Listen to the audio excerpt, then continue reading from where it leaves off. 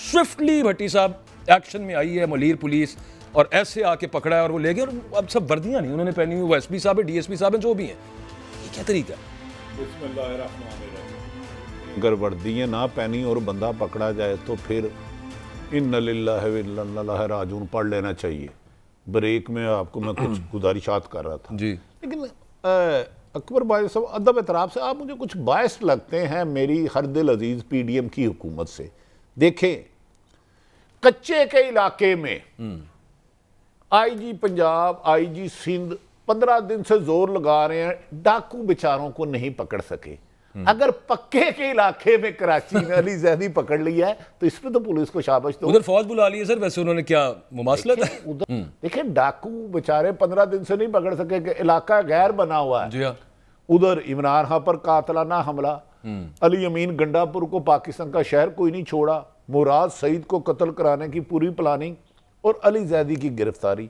इस हुकूमत में मां सवाए 1 साल में हुकूमत ने इमरान खान और कुछ सहाफियों को टारगेट करने के अलावा एक काम किया जो अवाम के। भट्टी साहब, ये फुटेज आ गई है, ये आप भी जरा देखें, नाज़रीन, ये आप भी ये जरा देखिएगा भट्टी साहब, ये रियासती बदमाशी मुलाहिजा करें आप।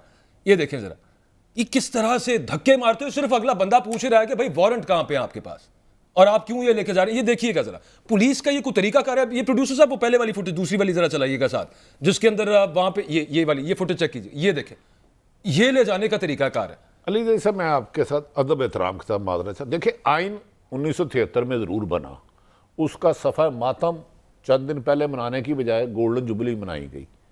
आइन शिकनी जितनी ये हुकूमत कर रही है, मुझे बताएं, क्या आइन में नहीं लिखा 90 दिन में इलेक्शन कराना? यहाँ तो कहते नहीं लिखा।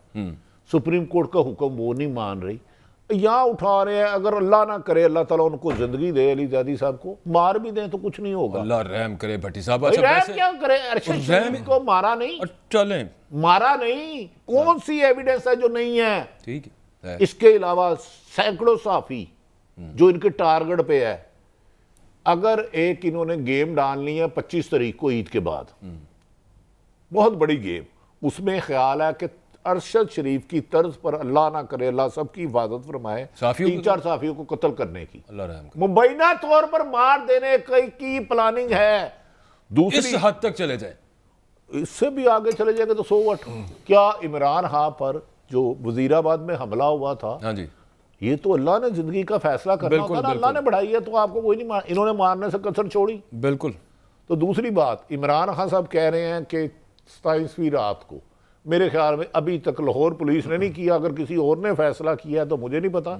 इमरान खान, फवाद चौधरी हैं हमारे साथ, मिसगाइड करने वाले काफी तादाद में लोग। भट्टी साहब, आप उससे पहले जो हम बात कर रहे थे, दे रहे थे वो सहाफियों के हवाले से भी, और जो आगे क्रैकडाउन होने, ये फवाद चौधरी साहब ने भी कह दिया वो। अच्छा, मैं हैरान हूँ कि वो प्लान एक्सपोज होने के बावजूद अभी तक बरकरार है कि इधर से फायर करो, उधर से फायर करो, और मुर्तजा भुट्टो टाइप सी। देखें, बदकिस्मती है जब हुक्मरान वक्त जिन्होंने आइन और कानून की हुक्मरानी का हलफ लिया होता है, अवाम की जानो माल का हलफ लिया होता है, वही आइन और अदालतों को ना माने और इंसानी हकूक़ की पामाली करे, इंसानों को कत्ल करना, अगवा करना, कत्ल करके हसात अज़ा पे तशद्दुद करना, तो फिर उस मुल्क में आइन तो नहीं है ना, कानून तो नहीं है ना। एक जंगल का कानून है, 13 बंदों ने मिलकर ग्रुप बनाया, ग्रुप की सूरत में उसको पीडीएम का नाम ले दिया, पीडीएम की सूरत में उन्होंने अवाम शिकनी शुरू कर दी।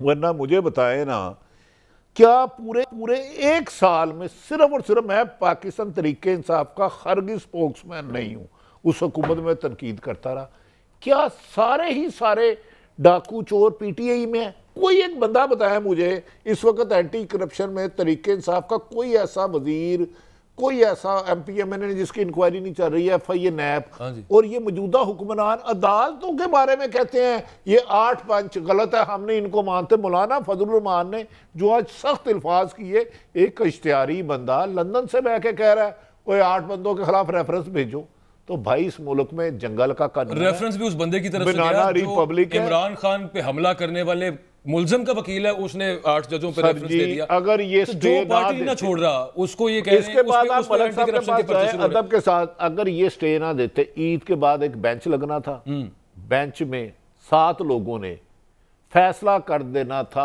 अहम तरीन ऐसी खौफनाक साजिश थी जो इन्होंने आइन में तरमीम की है ना, उस पर 5 रुकनी लोग तैयार हो गए थे जिन्होंने एक फैसला करना था बहुत बड़ा। भट्टी साहब बात वही आ गई ना मलिक साहब, मैं पूछ रहा था फवाद चौधरी साहब को, कहते हैं डिसेंट तो हमेशा होता है, हर जगह पे होता है, इस तरह का डिसेंट कि बेंच के ऊपर बैठ के हेयरिंग में वो बाकायदा, अच्छा ये जो ऑडियो थी मज़ाहिर अली अकबर नकवी साहब की, मिसाल के तौर पे ना ये पता है कि ये लॉफुल मीन से हासिल की गई है, ना उसका अभी तक फोरेंसिक हुआ है, एक उनके साथी जज ने बैठ के उस केस सुन रहे हैं इलेक्शन का, उन्होंने कहा कि जनाब जजों की तो ऑडियो आ गई, वो मज़ाहिर अली अकबर नकवी साहब उधर चुप करके बैठे रहे, उसके बाद वो रिक्यूज करके उठ के चले गए। इस तरह की डिवाइड है, तो सहाफियों पे जो तशद्दुद है उस पर भी मलिक साहब अकबर देखो ये सुप्रीम कोर्ट का बेंच बन जाइए, उस पर भी रफड़ डाल नहीं, ये क्राइसिस क्योंकि वो अब फवाद को अपनी लिमिट्स का पता है ना, वो आप चले जाते हैं सुप्रीम कोर्ट के एतजाज़ एहसन के नाम पे तो इख्तलाफ नहीं ना वो कर सकता बतौर एक आइनी जो एक लीगल पोजीशन है।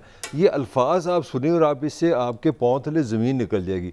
ये एतजाज़ एहसन का आज का बयान है कि पाकिस्तान की सूरत हाल ये कि सुप्रीम कोर्ट के फैसले आप बेंच देख के बताते हैं जी, फैसले नहीं, यानी कि इस मैं सुप्रीम कोर्ट के तो सोच ही नहीं सकता कोई बात करूं, मैं एक थिंकिंग की बात कर रहा हूं। फरमा रहे हैं कि आपने फैसले की डिस्कशन ही नहीं करनी, आपने कहना है अच्छा जी मुझे बताएं बेंच में कौन कौन है, ABC है तो ये फैसला है, ABC है तो इसका मतलब ये है, जो असल मैं बात करना चाह रहा हूँ कि पाकिस्तान का जो रियासती ढांचा है वो एक डार्क एज में चला गया। हमारी अदालत आपके सामने आ गई, आपकी पार्लियामान लड़ रही है, आपकी अपोजिशन लड़ रही है, आपका सारा सिस्टम लड़ रहा है। और आज की जो लेटेस्ट खबर थी ना, वो जो सरकारी मैंने पढ़ी है, वो ऑलमोस्ट कह रही है कि देहातों में 50% महंगाई है और शहरों में 46% है। यानी कि कमाल ये है कि जो 24 करोड़ की पेन है, जो अजाब है जो उसके ऊपर, उसका जिक्र ही कोई नहीं, इन्होंने यहाँ पे आपको फंसा दिया और उनको भी यहाँ पे कोई टेंशन तो नहीं। ब्रेक ये मान ले, आप मान ले कि ये निज़ाम जो है ना ये अपनी बिल्कुल जमीन पे लग गया, इस निज़ाम को ऐसे वैसे अगर आपने और मैंने सेफ होना है, मुझे लग रहा है कच्चे के इलाके में चले जाए, वहां पुलिस ही नहीं पहुंच पाती। इधर कभी अली आजादी उठाया जाता, कभी अली मीन गंडापुर, कभी इमरान खान पे पर्चा फवाद चौधरी पे।